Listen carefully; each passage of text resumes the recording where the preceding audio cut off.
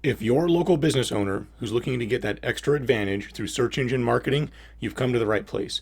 My name is Matt Post. I'm the co-founder of SEM Dynamics, and this is your morning cup of SEO.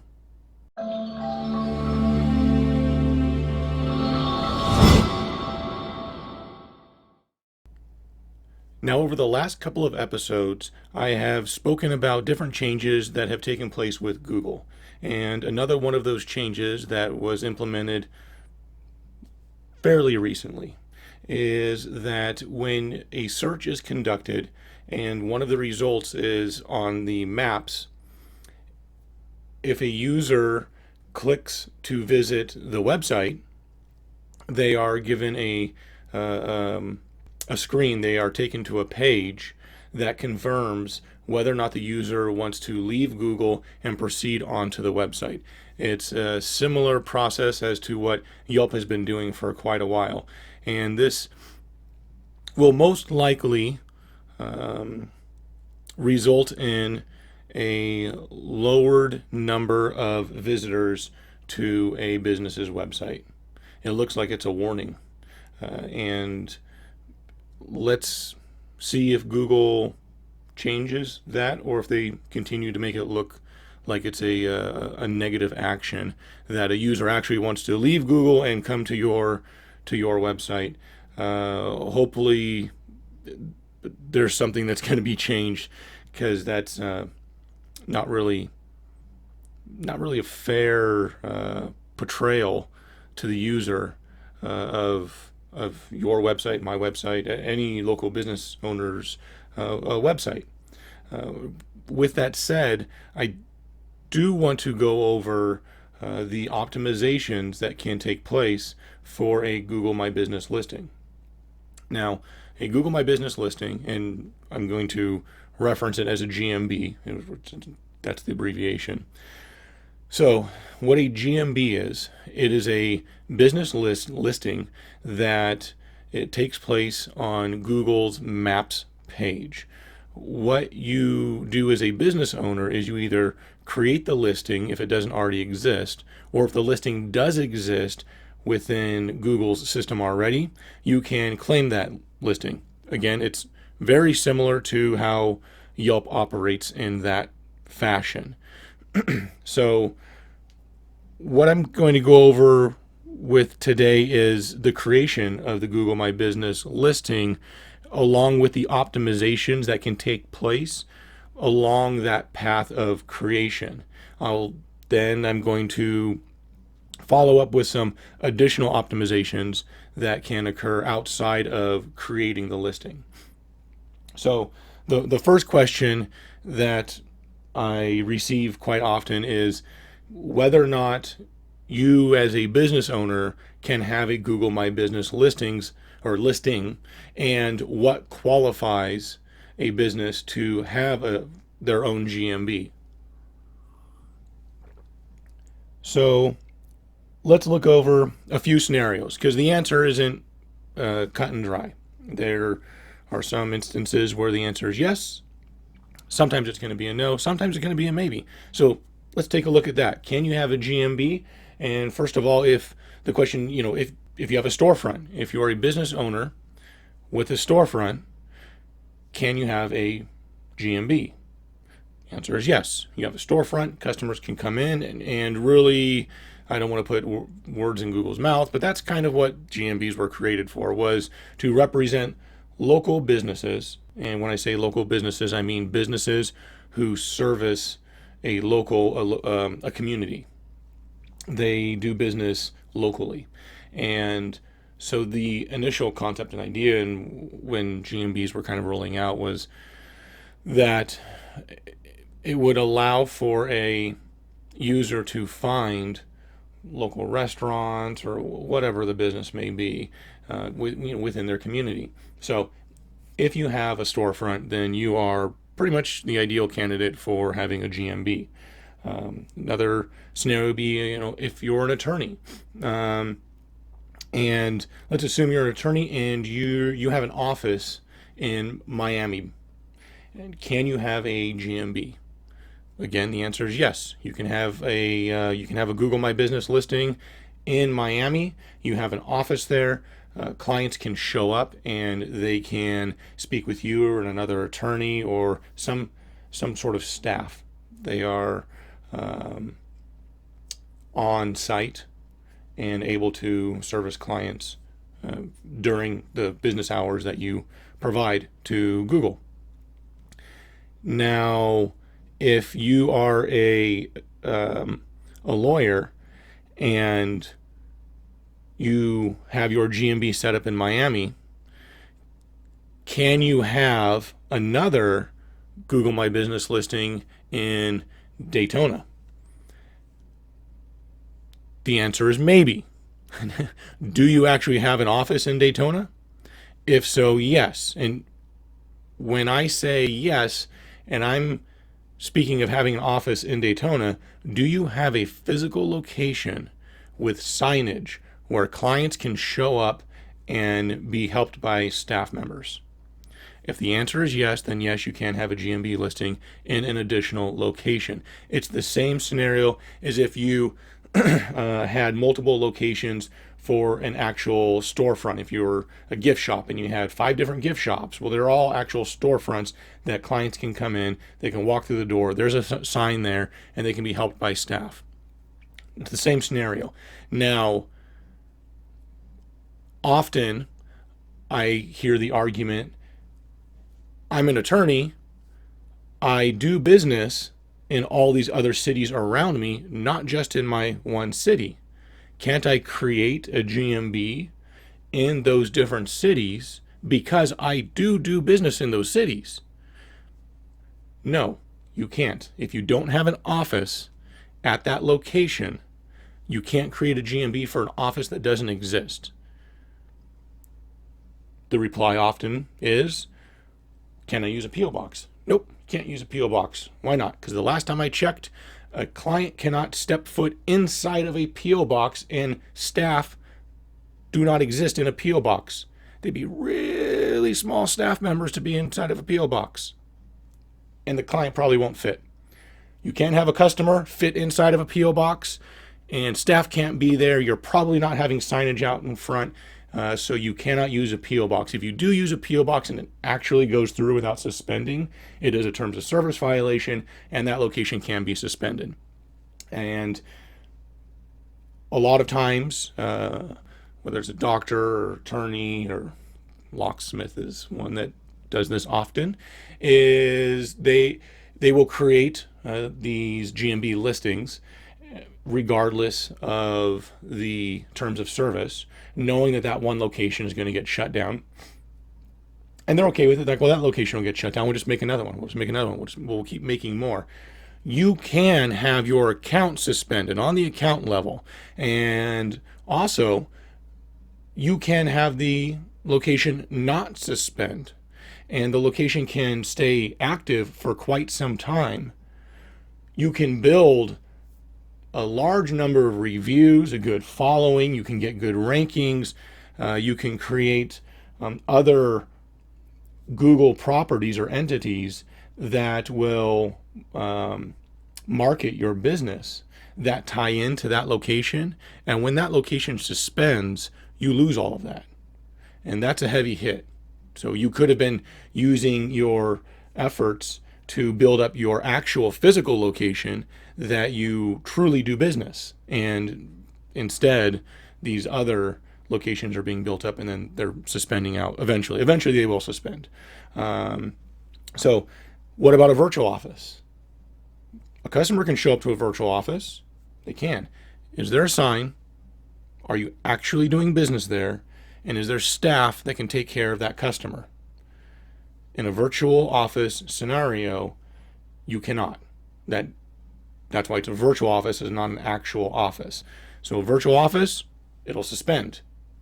The next scenario is if you're a pizza delivery company, can you have a Google My Business listing or any other food delivery service and something like that? Yeah, and yes, you can. You have a physical location. Customers can show up. They can order a pizza and then come pick it up if you do carry out or whatnot. Most pizza delivery companies that offer delivery usually allow a customer to come pick up the pizza as well. And so therefore, yes, you can have a Google My Business listing. Now, what if you don't necessarily have a physical location, but you do service an area? Can you have a Google My Business listing? And this is where it gets there's no definitive answer to this. The answer is yes, you can, and that's called a service area business. And with a service area business, it's exactly as I said. It is a company that goes to the client, that goes to the customer. So there is the opportunity for the client and the business owner or staff to interact with the customer at that location. So you can create a business as a service area business listing. Your address does not show up on your Google My Business listing. And in comparison to other listings that do show their address, it is more difficult to rank. At least recently, up until this point, it's been more difficult to rank a service area business when compared to a physical location that uses an address. And I will get into that reasoning later. And there is a very solid reason as to why, and I will discuss that.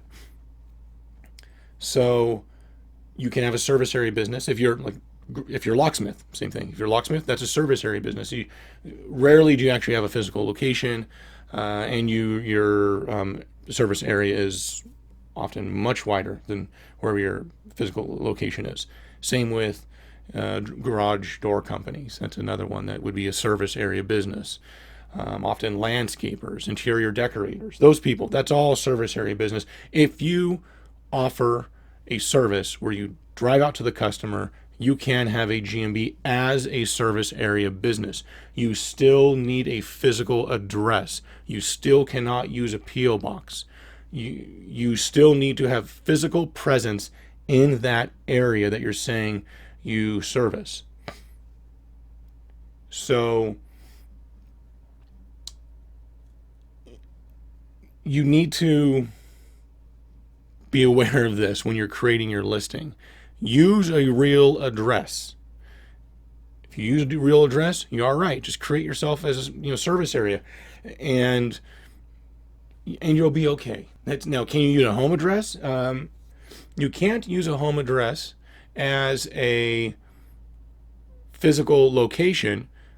You can as a service area business, and that's because you're not. The thought behind that is that you're not creating a listing with the expectation of people showing up to your house. Now, if your home, and I've seen this in a lot of country rural areas, you have the home, in the front of the home is a gift shop that sells jams and things of that sort. Can you have a GMB? Yep, you can. You absolutely can, because a customer can show up and they can be helped by staff, and you have signage. You probably have signage. Now, what if you have a vacation rental property, an Airbnb, for example? Can you have a Google My Business listing? They are testing this right now. Google is testing. They've been testing for some time whether or not you can have a vacation rental property, and it's very limited as to where. So there is no definite answer right now. Because there's rarely a sign and it's not staffed. So, it just doesn't conform to the model that Google's put into place for a GMB listing. Now, if you have a bed and breakfast, it's a different story. Gone over it before. One last time, customer can show up, there's going to be staff, you're going to have signage, you're good to go. You can have a GMB for a bed and breakfast. If you are a vacation rental property and you're an individual, then you are probably not going to be able to conform to those standards. If you are a vacation rental management company, then you can, but you can create it only for the location where your vacation rental management company exists, not for the individual properties. Same thing if you're a realtor. If you're a realtor, you create your GMB for where probably it's going to be wherever your broker is. And they're going to have their shop, their location. You're going to use that address for your GMB, and you are not going to be listing every home that you have for sale in the community all throughout the state. Google's not going to allow that. You could create yourself as a service area business as a realtor because you go out to the people's location, but I would advise actually using the address if you can, because you get better, I'm going to throw up my air quotes, SEO juice. I hate the term, but that's the only thing I can think of right now. It is going to give you a bit of an advantage in getting that listing top ranked on the Google Maps. And if you get within the first 3 placements, if you get top 3, then that GMB listing will propagate on the organic page. So there's 2 different things here. We're talking about the Google search, the normal search, and that's going to show the top 3 listings from the map search. So if you go to Google Maps, you'll see multiple listings. So if you are the top 3 and Google has made that connection between a local search and their maps system, they will display a small map with the top 3 results, and you will be shown on those top 3 results. And that's really the goal. You want to get in those top 3. It's called a map pack. If you're a restaurant, it's called a snack pack. I've heard it referred to that, but really it doesn't matter what it's called. You got the top 3, bam, you're on the front page of Google for that search.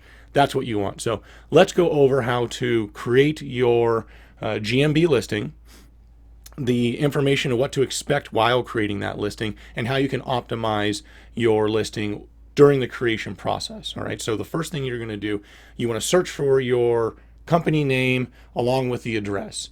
And let's see if you already have a listing, or if Google already has a listing for your business that has not been claimed yet. And if that's the case, if you see your listing show up, there's an option where you can claim the business as, is this your company? Click here, something of that sort. Click that, and you're going to follow these prompts. If you do not see your listing, you want to Google, for the search term, Google My Business, and it's probably going to be one of the first results that pop up. You're going to go there, it's going to be a Google property, it's going to talk about Google My Business. You're at the right place. You want to sign up and select to add a location.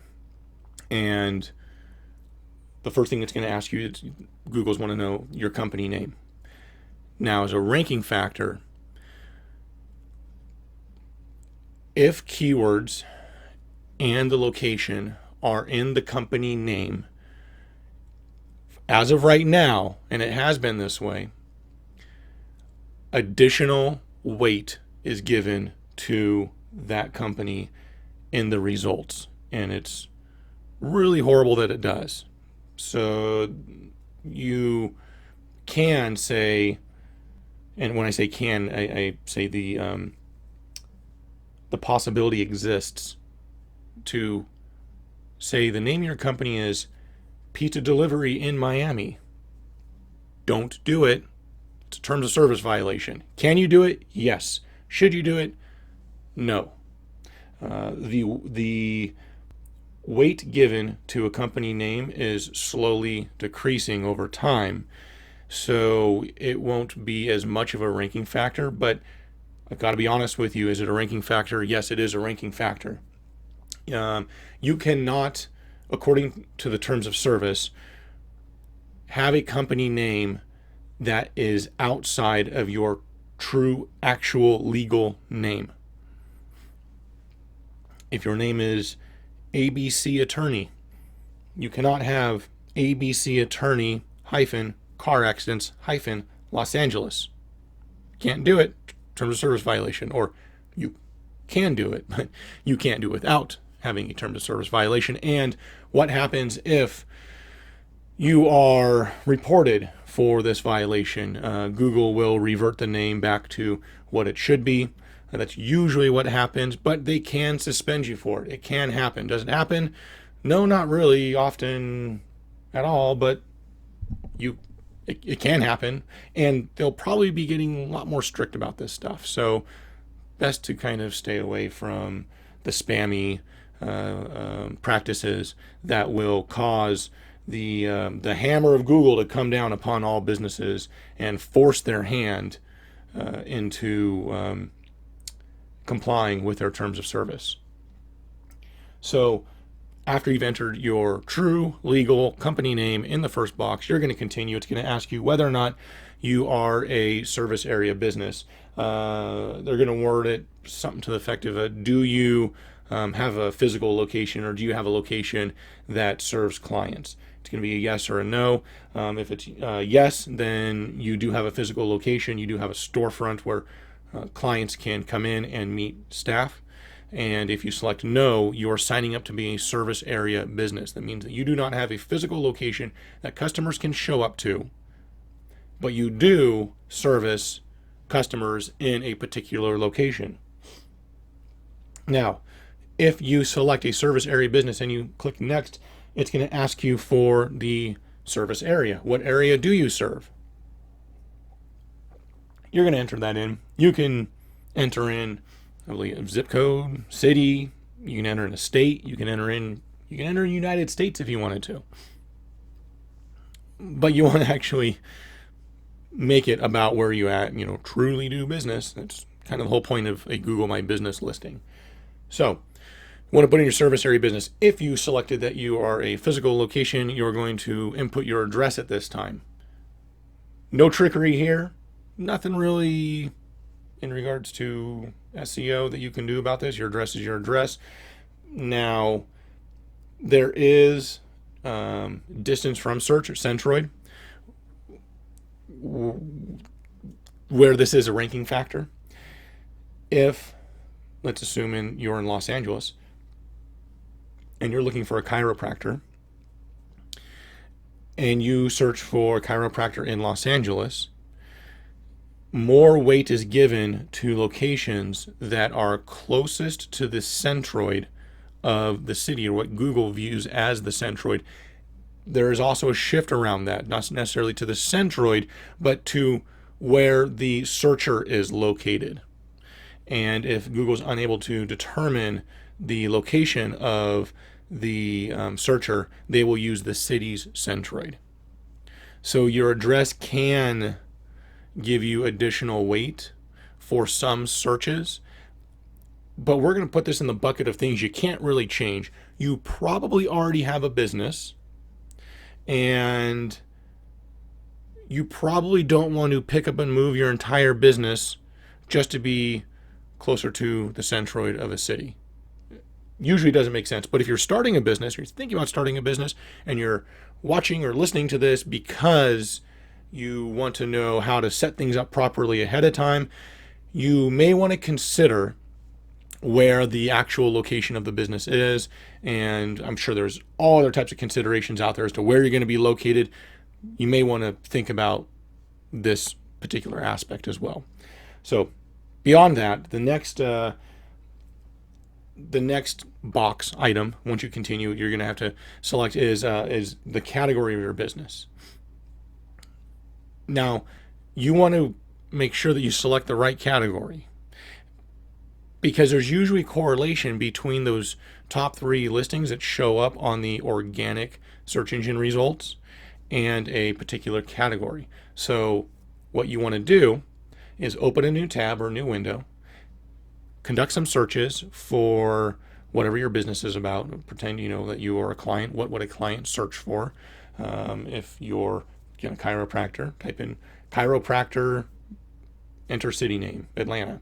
And whatever the results are, you're going to see that little map with the 3 listings, and it should show you the category that business is listed under. You're going to have some correlation, whatever the majority is. That's going to be your primary, your number 1 category that you want to input. And you can input a couple more. So go ahead and grab some other ones that are relevant. It's number 1, make sure it's relevant. And number 2, categories that have correlation as top listings for what your competitors are doing. You want to do competitive analysis. So once you have that done, You're going to click next, and you're going to be entering your phone number and your website address. Your website address, if you don't have a website, don't fill it out. Google will actually provide you with a free website if you don't have one yet. If your website's under development and you're a new business, you can utilize a free Google business site.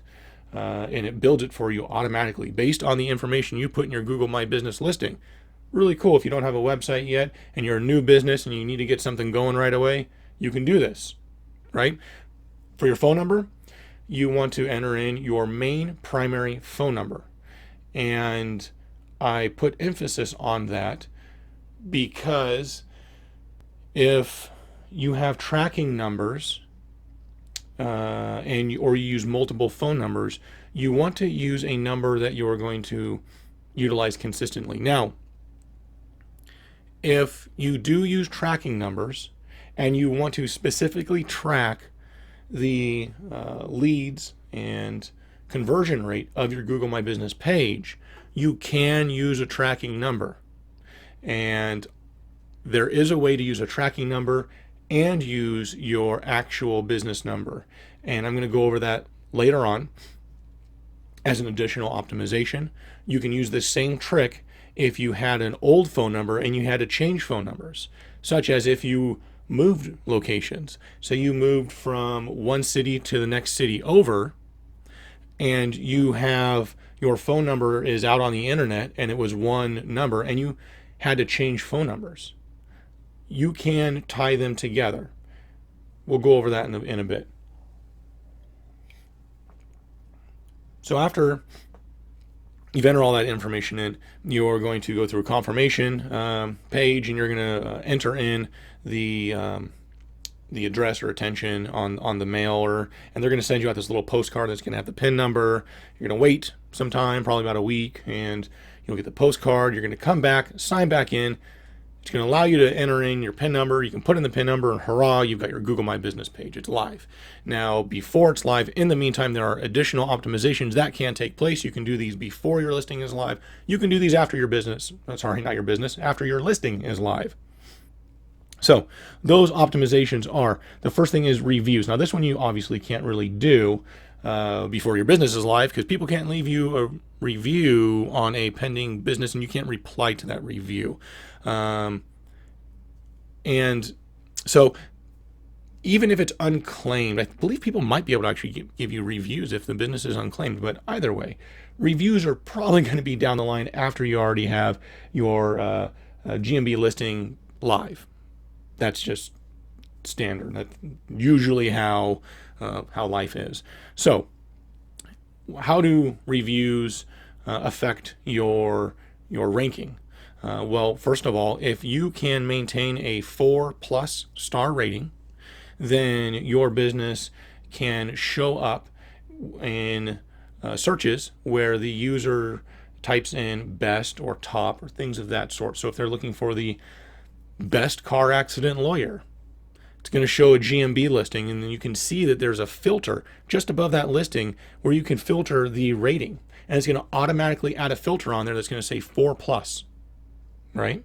So make sure you have happy clients. If you have a 4+ star rating, you get extra searches. And by the way, words such as best and top and things of that sort, they are high converters. So be aware of that. Make sure you get those rankings and reviews. Additionally, it's not just the rating that's given to a review. You're also going to have a bump in your rankings if those reviews contain keywords. And when I'm saying keywords, I mean either words about what your business does that you want to rank for, and or keywords that have to do with the location.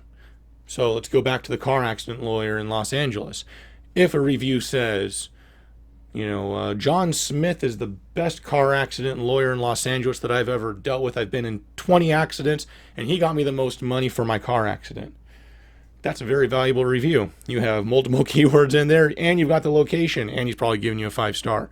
So the content within the review is very valuable. Also, how you reply to those reviews is valuable as well. So you want to make sure that you're replying to every review. And the review could be, hey, thanks for selecting our law firm. We are happy to help you with your car accident case. If you ever need us and you're in the Los Angeles area, give us a shout out. Bam, there you go. You got keywords, you got location, it's in your review, it's in your reply. I have not tested this, but I doubt as much weight is given to the keywords and location in the reply as the weight given to the initial review. But it does help. I have seen this help in highly competitive markets. And clients also, or potential clients, also want to see how you're going to respond, or are you going to respond to people who leave a review. When people give you accolades and a shining, glowing review, and they want to see what that response is. More importantly is the negative review, and you will eventually get a negative review. You cannot please every person all the time. If that is the case, then you're not doing enough business, kind of, or you're just really, really, really good. So if you have a negative review, how do you handle that? Well, it's going to lower your overall rating, but you're also potentially still going to get a keyword and a location put in there. So there's that upside. What's really going to be important, though, is how you're going to reply. And you are going to reply, because I have faith in you, because you wouldn't be watching this if you didn't want to better your business through search engine marketing.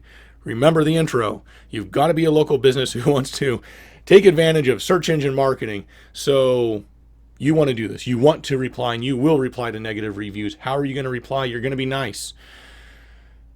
Whatever it is, remember, you are not writing your reply necessarily for the person who is leaving that review. You are replying because you know that other people are going to be reading that review, reading that negative review, and they want to see how you treat people when things go bad. Studies have been done, and the majority of people who are reading reviews are actually looking for the negative review because they want to see how you're going to react.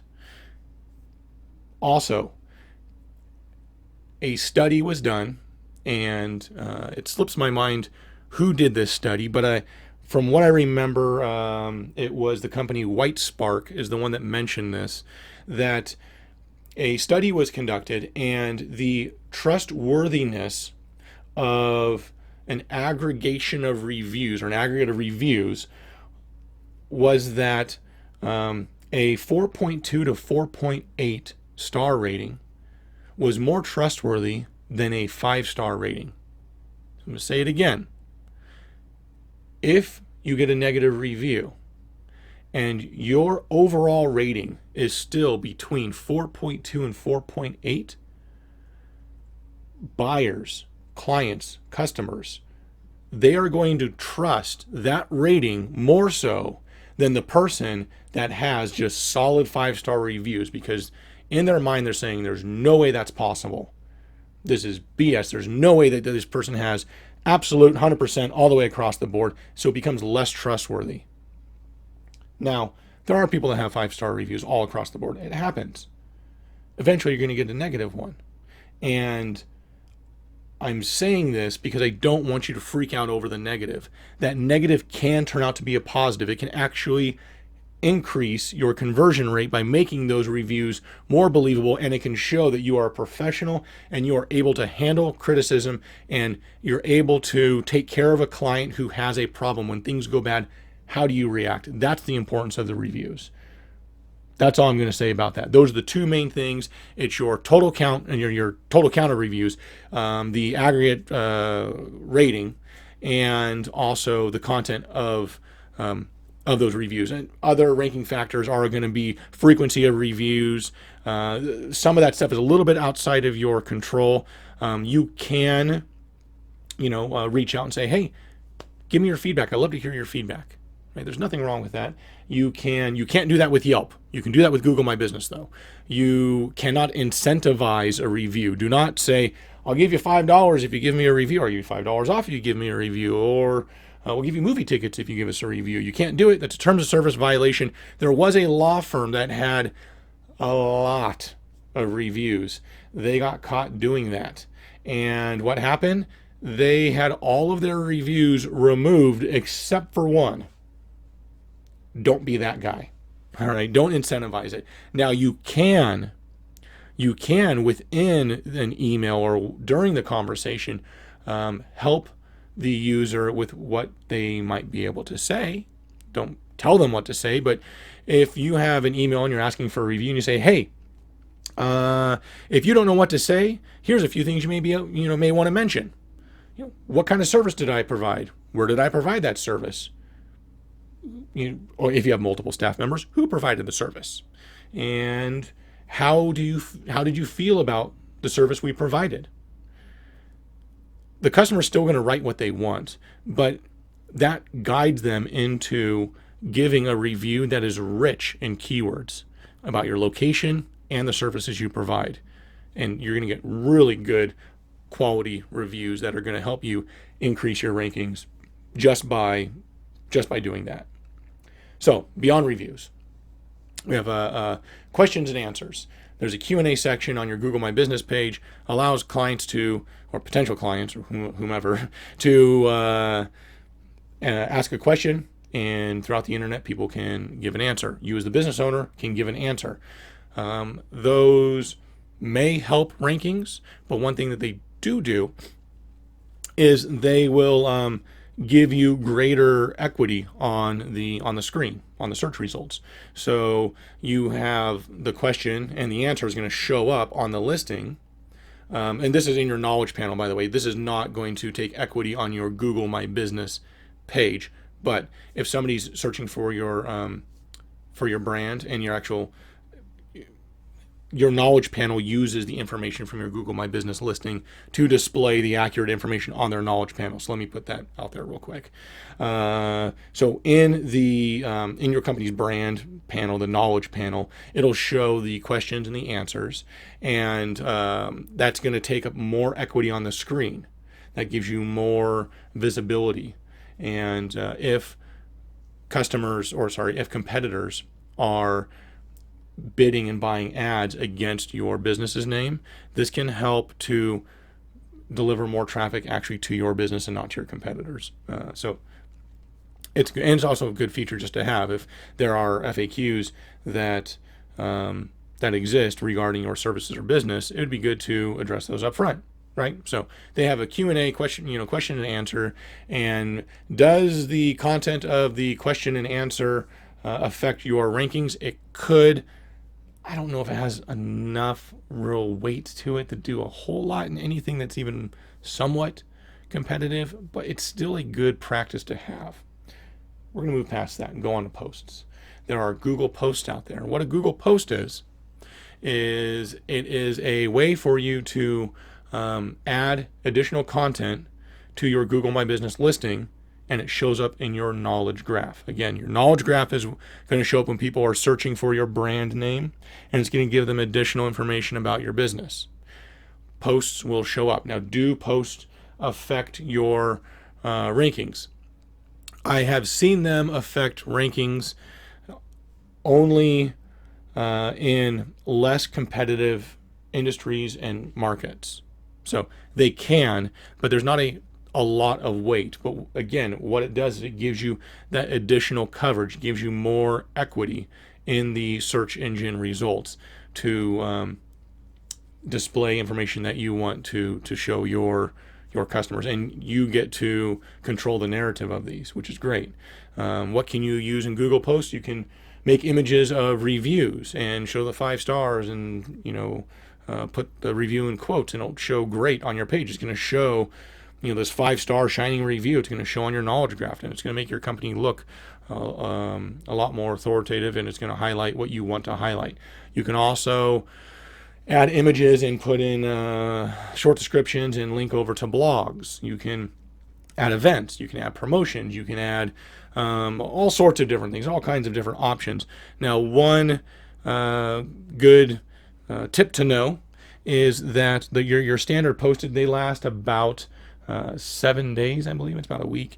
But if you create an event instead of a standard post, instead of an update, the event can last a year. So what I like to do is I like to create an event for our clients, or a couple of events for our clients, and also do the posts. And it just shows more stuff, more quantity, more action, more things are going on. And if the posts fall off and they don't show up, you still have the, sorry, not the post, if the update, which is a type of post, if the update falls off and runs out of time, and you don't have other updates that are in queue or have been put beforehand or since the last update, your event will still show up. So you still will maintain a greater amount of real estate on the search engine page, which that's what you want to do. You want to make highly relevant. You want to make your business look good. You want, when people search for your business name before they make that purchasing decision, they can see all these different things about your company, and it's, shining reviews, additional information, questions and answers, all this stuff. And it's gonna increase just the authority and how your business looks to customers, and it's going to get you more business. So use posts, keep them updated. You can also add videos. They have to be short videos, though. There is a limit to the length of video you can use, and I don't remember the size, but it's not that much. It's like 50 megs or something like that. You have to have a compressed video, but they get views. They get eyeballs on them. So if you have them, use them. Now the big one here is your NAP. NAP stands for name, address, and phone number, and you want consistency. You want NAP consistency. So when you're signing up, that's why you want your real business name, other than just terms of service violation. But you want to submit your business name, address, and phone number to other directories that are highly authoritative. So directories such as Yelp, they have a lot of authority. And if you are an attorney, Avvo. There's a ton of directories over there. I'm not going to spend a bunch of time going over directories. I've gone over directories in some other podcasts. We're putting out some content as to the top directories and all this good stuff. But let's just put it out there that there are directories and social networks such as Facebook that allow you to put your name, address, and phone number. And most of them allow you to have a link to your website. And you want consistency. Having consistency across all the directories and all these different web properties with your Google My Business name, address, and phone number is a pretty good ranking factor. It can move the needle quite a bit, which stems back to what I was previously talking about in regards to your phone number. So you want to use a consistent phone number. And I mentioned there's a way to do this with a tracking number and still use your main phone number. So you can use your main number on all these directories, and you can use a tracking number for your Google My Business page. How do you do this? If you click the info bar in the admin section for your Google My Business page, you can edit certain portions of your business. One of those sections that you can edit is your phone number. When you click the little edit button, there's an option to add a phone number. You can add a total of 3 phone numbers. So that means you can have a tracking phone number with a toll-free number and your local business number. You can have 2 tracking numbers and your primary number. One of those 3 numbers you want is your primary number that you're using on directories. So you can track your Yelp and still make that connection between the Yelp phone number, right? The tracking phone number that you're using on Yelp, and you can have a tracking phone number that you're just using for your Google My Business page, plus you can use your main phone number, and you use that main phone number for all the other directories, and you can then still properly track and make this connection. You're saying, hey Google, I've got all 3 of these numbers. I want you to connect all 3 of these numbers to my business. And Google's algorithm or whatnot will make that connection. So that's a little trick that you can use to still maintain tracking and know what's happening and where your acquisitions are coming from without lowering your ranking. You can still have consistency. Now You also have the ability to have an appointment URL in your listing. Your appointment URL should be, if you don't actually take appointments online, obviously, if you take appointments online, have your appointment URL point to your appointment page, right? That goes without saying, but I'm saying it anyways. If you do not take appointments online, then you want your appointment URL to point to your location page. If you do not have a location page, you need to go back and watch my other podcast. Or you can also use your contact us page. So either a contact page or an actual specific location page. There's an option for services, or if you're a restaurant, you can do menu, or you can do products. It's all kind of the same deal. And you just want to fill that out as much as possible and have it be as accurate for what services you provide. I can spend 2 hours going over all the different options of services. I'm not going to. You're a business owner. You know what services you provide. Fill out the thing. Put in the services you provide in your menu items or products, depending on the business you are. Moving on, we're going to go into virtual tours. You can have a virtual tour done of your business location. It does add weight to your listing in regards to search engine ranking. So you do have some benefits there that can help boost up your ranking.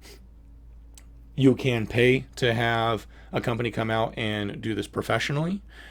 There is an app out there that Google has put out that will allow you to use your cell phone to create a virtual tour of your location and upload it yourself. So there's two options. Either one of those are going to help you out. They're going to give you a little bit. It's going to be a ton of weight. I mean, really, your reviews are going to be very important, but this does give you some added benefit. Another thing you want to look at are the photos. You want to add as many photos as you can. You're going to have the option to add interior, exterior, staff. There's all these different categories of photos when you go into the photo section of your Google My Business page.